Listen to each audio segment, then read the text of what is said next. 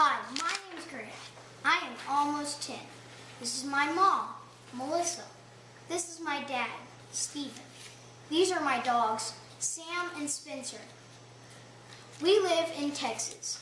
I guess I should get to the point. I'm a diabetic. No, that's not what it means. Let me explain. When I was 2, I got put in the hospital. That's when I was diagnosed. My parents said I was always thirsty, had night terrors, and wet the bed a lot. Hey, it's not my fault. I was sick. But enough said about that. Dr. H met my parents and told them I had type 1 diabetes. They didn't know anything about type 1 diabetes. It was pretty scary. They did a lot of research and found out my pancreas quit working. No, that's not a pancreas, that's a lima bean. That's it. The pancreas makes insulin. Insulin breaks down carbohydrates in your body to make energy. That's Sue. She's our RN. She's part of our family now.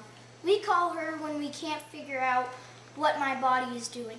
I can't imagine she has much time for herself because she is always around to answer the phone. We love Sue. She's the one who teaches me to be healthy. My parents aren't doctors, but she taught them how to give shots. We did that for 6 months.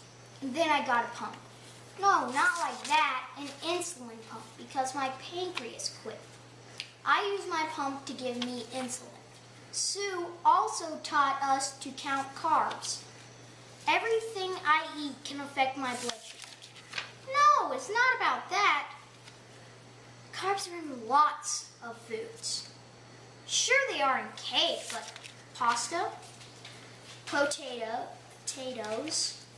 bread, rice, fruit, juice, and vegetables also have carbs. I have to make good choices in the foods I eat to stay healthy. If I pick a burger to eat, I might choose vegetables instead of French fries. I get to eat cake and candy just like every other kid. I just have to count the carbs and put that number into my pump. If my blood glucose is too high, I avoid high carb foods until it's under control. Want to know how I know my blood glucose? No, sometimes I feel like that, but I use a glucometer. I have to check my BG before every meal, in the morning, in the evening, when I feel bad, before exercise, after exercise, and even while I'm asleep. I clean my finger, poke it with a needle, and put the blood in the machine. Sue helps me know what ratios to put in the machine. If I'm high, no, not that. We're in Texas, not Colorado. If my blood glucose is too high, I get insulin. If I'm low, I have to eat some carbs. The BG is kind of like gas in a car. If it gets too low, it quits working. Same thing with me. If my BG is too low, my body quits working. If a car has too much gas, it spills out everywhere and might explode. It's the same thing with me. If I'm too high, my eyes get blurry, I'm real thirsty, and I have to go to the bathroom a lot. And if it goes on too long, parts of my body will quit working. Don't be sad. I'm okay for now, but we really need a cure. Very smart scientists are making great progress on a cure, but experiments are expensive.